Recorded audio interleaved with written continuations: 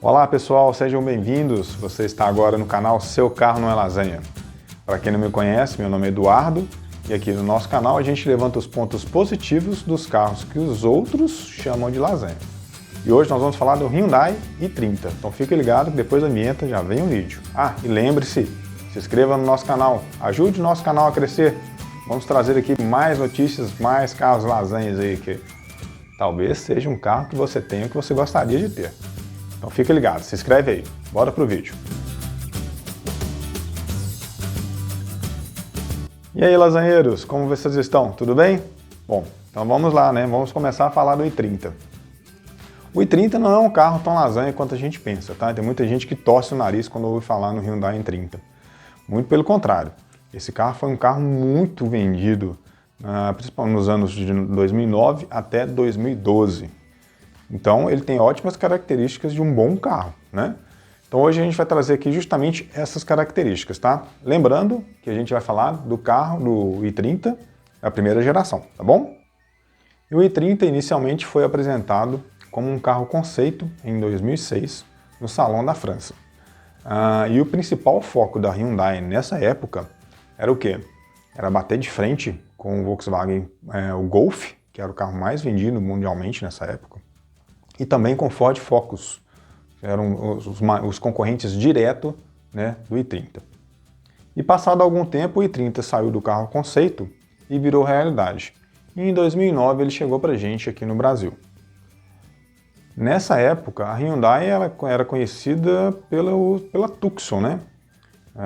Que era um carro que já tinha ganhado o mercado de SUV e já era bastante famoso, né? Então ela arriscou realmente trazendo esse hatch médio para o mercado brasileiro. A Hyundai também já tinha pisado na bola nos anos 90, né, que ela veio, trouxe uns carrinhos aí e depois sumiu. Então assim, né, inicialmente imaginava-se que não seria um carro que pegaria muito fácil. Mas contradizendo a toda a história, né, que a Hyundai já tinha no Brasil, a Tucson foi muito bem e o i30 não deixou a desejar, né?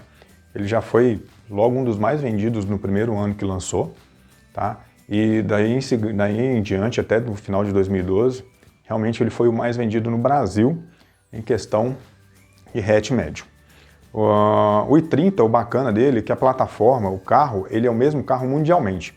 Então você que tem um i30 né, aqui no Brasil, é o mesmo i30 que tem na França, que tem em Portugal, inclusive a própria Coreia, né? Tirando que tem alguns países que mudam o lado da direção. Mas o carro é praticamente o mesmo, ele era vendido mundialmente na característica vendida no Brasil. Fora ele tinha algumas outras opções, no Brasil ele vinha uma única versão, mas com opcionais diferentes. E lá fora você tinha algumas outras versões diferentes. E por ter essa característica de ser um carro mundialmente, né, de fabricação mundial, né, não conseguia importação direta da Caoa, e vir só em uma única versão com opcionais de câmbio manual ou automático, e umas versões com banco de tecido, banco de couro, teto solar, coisas assim. Mas uma única versão com esses equipamentos diferentes, tá? Por ele ter essa versão única, ele não tinha aquele pé de boi, digamos assim, né? Não tinha aquele carro queixo duro, né? Queixo duro, aquele com direção dura, não tinha nada disso. O carro já vinha completão. Então ele já tinha o quê?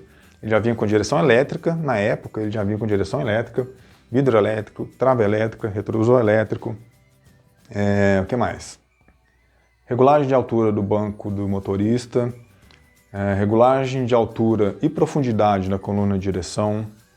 As rodas já eram as rodas de 17 polegadas, todas, né, toda a versão, você não tinha uma outra opcional de roda. E aliás, né, tenho que parabenizar aqui a Hyundai, a roda do i30 é maravilhosa, aquele detalhe cromado realmente combina mesmo com o carro. E com o preto, então, nem se fala, né? E além de todos esses equipamentos que já vinham de série, no i30 você conseguia ter até 8 airbags, tá? Realmente uma questão de segurança muito boa. Além disso, ele já vinha com freio a disco nas 4 rodas, já tinha também EBD, né? E um detalhe bem legal, piloto automático, né? Mesmo para o câmbio manual, ele também já tinha piloto automático. Tinha também sensor automático de limpador de vidro e de acendimento de farol. E um dos diferenciais do i30, que eu gosto muito, é a suspensão independente traseira. Na dianteira é a suspensão tipo MacPherson, e na traseira multibraços, né, ou a suspensão multilink, que ela elimina aquele eixo de torção na traseira, né, aquele eixo que tem ali atrás, na suspensão traseira, né, ela não tem aquele eixo para poder fazer o jogo ali das rodas. Ela é independente, as rodas movimentam independente de eixo. Isso é um ponto super positivo.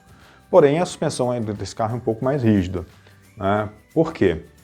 Ele tem a altura um pouco mais, né, ele tem o centro de gravidade um pouco mais baixo, né, ele é um carro mais baixo, e as rodas 17, né, que é um tamanho bom, e os pneus de perfil baixo. Então ele transmite bastante ressonância, né, defeitos da pista, do asfalto para dentro do carro.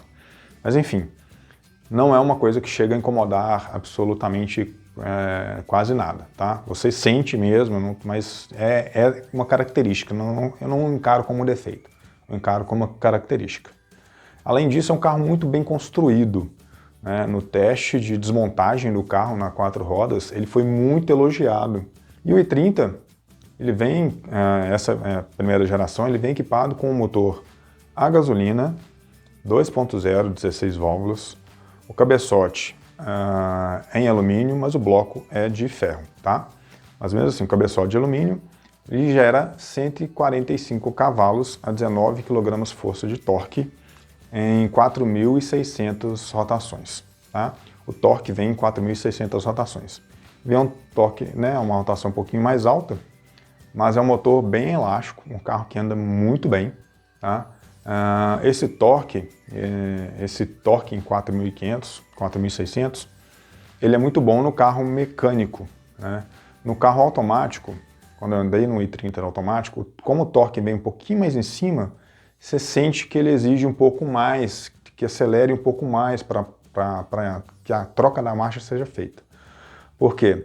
O i30, versão automática, ele é apenas de 4 marchas. Então, assim, a relação, o escalonamento das marchas não é tão legal. É um escalonamento bom, mas não é um escalonamento, né, digamos, muito encaixadinho, porque afinal de contas, né, só 4 marchas. Hoje em dia a gente está acostumado com os automáticos de 6, 8 marchas, né? Para a época 4 marchas, mas era o que tinha no mercado. Era o que tinha no mercado, 4 marchas. Não tinha. Dificilmente você via um carro automático com 5 ou 6 marchas. Nessa época de 2009, 10, quase que não tinha. E o consumo desse carro não decepciona tanto assim, tá? A média dele, do câmbio mecânico, gira em torno de 8,5, 9 na cidade, tá? E na estrada em torno de 10, 11. Eu acho que na estrada poderia dar um pouquinho mais, mas, enfim, não é um consumo que decepciona tanto, tá? E o câmbio automático, o consumo ainda é um pouco menor. Eu fiz algumas pesquisas aí na internet do que esse carro entrega de consumo no câmbio automático. E assim, gira em torno de 7 na cidade e não passa de 10 na estrada. Se você tem um i30 que dá mais que isso, coloque aí nos comentários pra gente o que você já conseguiu fazer de autonomia de consumo no seu carro. Preenche aí pra gente. E aliado a isso tudo, ele tinha uma excelente plataforma, né? Uma plataforma que realmente ela entrega muito conforto, o habitáculo é muito bom, né? O espaço interno do carro é muito bom. Para você ter uma ideia, ele tem 4,24 metros, quase 25 de comprimento e 1,77 m, quase 78 de largura. Assim, é um tamanho de carro e uma largura muito boa, né? O que dá um carro uma pegada um pouco mais esportiva, né? Por ele ter uma largura maior e ter o centro de gravidade mais baixo. Além disso, o entre-eixos dele mede 2,65 m. O entre-eixos, né, é a distância entre o eixo dianteiro e o eixo traseiro. Tem 2,65 m, o que proporciona realmente um espaço interno muito bom. Cabe tranquilamente 4 adultos grandes, tranquilo, dentro do carro. E ali no banco traseiro, no meio, ali um adulto um pouco menor, né, porque o espaço acaba ficando um pouquinho apertado. Mas mesmo assim, dependendo da estatura, vão 3 adultos atrás tranquilos, tá? É um carro que realmente a plataforma ela entrega muito conforto para os passageiros e também para o condutor. A posição de dirigir realmente também é muito boa. Bom, e nas pesquisas que eu andei fazendo desse carro, né, entrei em alguns fóruns aí também no Instagram, conversando com as pessoas que têm o i30, me disseram que ele tem um probleminha um pouco crônico, tá? Mas eu não, no meu ponto de vista, realmente, eu não vejo assim, hoje, nos dias de hoje, eu não vejo como um problema crônico. Pode ser um problema corriqueiro, mas que hoje, nos dias de hoje, é muito fácil de resolver. Parece que tem uma bucha na caixa de direção, na cremalheira, que ela dá muita folga e a direção bate, né? Começa a bater, dá uma folga na direção, na caixa de direção, né? Dá folga na caixa de direção. Dizem que pode acontecer o rompimento da bucha e tal. Eu não enxergo como um grande problema, tá? Porque hoje a gente tem no mercado aí várias empresas especializadas em direção que fazem esse tipo de reparo. Eu nunca desmontei um setor de direção de i30 para ver. Mas colocando as buchas ali de poliuretano bonitinhas, né, as mais reforçadas, eu acredito que deve ser um serviço muito tranquilo de fazer e que deve ter um resultado muito bom e, sim, usando o produto certo, usando as peças de reposição certas, eu acho que é muito difícil voltar a dar problema. Mas, bom, enfim, esse foi o único problema assim, crítico que eu consegui enxergar do carro, tá? E, na verdade, é a primeira vez que eu trago um ponto crítico, né? Então, mas assim, realmente é um carro de ter a fama de ser muito resistente, tá? Mecanicamente dizendo. Porém, a Hyundai, essa primeira geração, só durou até 2012. E a Hyundai fez a cagada de tirar esse carro e trazer o outro, a segunda geração, em 2013, com o motor 1.6, depois veio 1.8.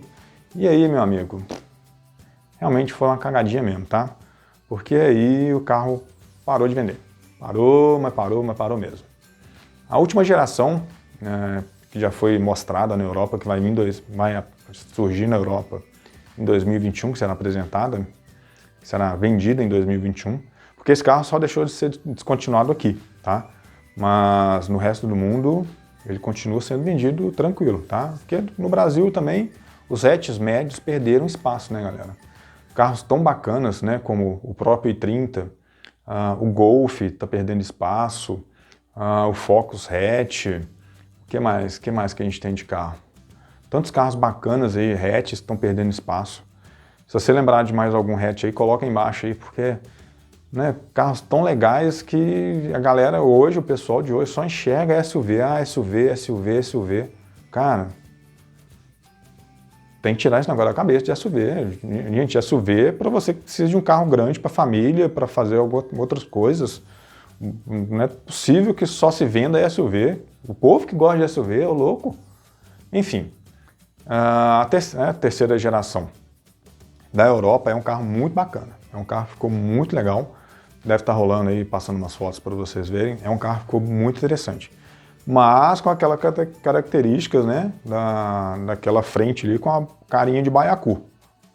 Que baiacu é bagre!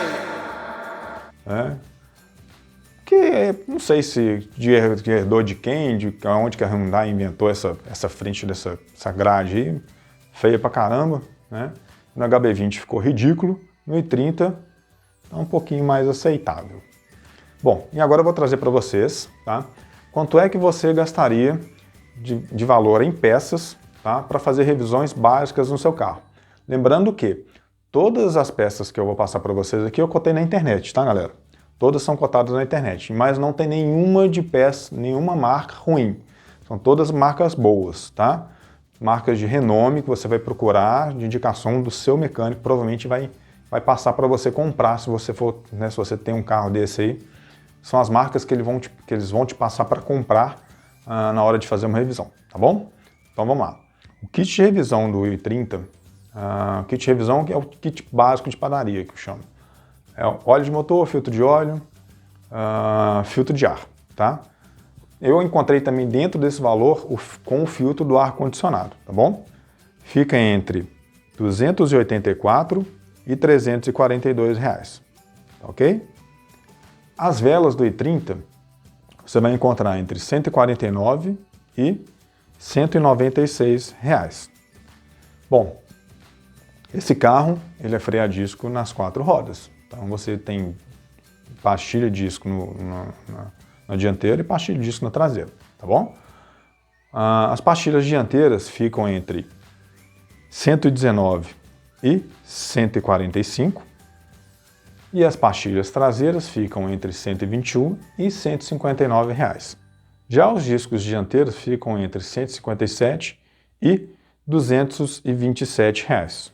E os discos traseiros ficam entre 156 reais até 197 reais. Também tem o kit de correia dentada, tá? O kit de correia dentada sai entre R$ 264 reais até R$ 369 reais. O kit já com esticador e com a correia, tá? Lembrando que por ser peças cotadas na internet, o que vai variar é o quê? O valor do frete e a mão de obra que você vai combinar aí com o seu mecânico de confiança, tá bom? Mais uma vez, já tem um tempinho que eu não lembro vocês aqui, sempre que forem comprar um tipo de carro desse, gente, um carro importado, né, um pouco mais de idade, um carro desse 2010, hoje está completando 10 anos de uso, né? Então é um carro que já tem uma idade considerável. Então lembre-se, leve com você um profissional que entenda de carro, procure, tem pessoas que assim como eu, prestam serviço de consultoria para compra de carro usado, tá? Principalmente esse tipo de carro importado. Então procure essas pessoas, elas vão saber identificar se o carro teve algum tipo de colisão, se não teve, se a lataria foi bem recuperada, se teve alguma batida, se ela foi bem recuperada ou não. Então assim, não compre nas escuras, tá ok? E agora a gente vai ver como é que o i30 se sai no lasanhômetro, tá? Lembrando que o lasanhômetro é uma escala de 1 a 5, né? 1 não é legal, é ruim, e 5 é excelente, tá bom? Então vamos lá. Em conforto, 4. Em segurança, 4. Em consumo, 2. Em acessórios, 4. E em manutenção, 2. E aí, pessoal, o que vocês acharam do i30? Você que não conhecia, gostou? E você que já conhece o carro, tem algum detalhe que eu esqueci de mencionar aqui?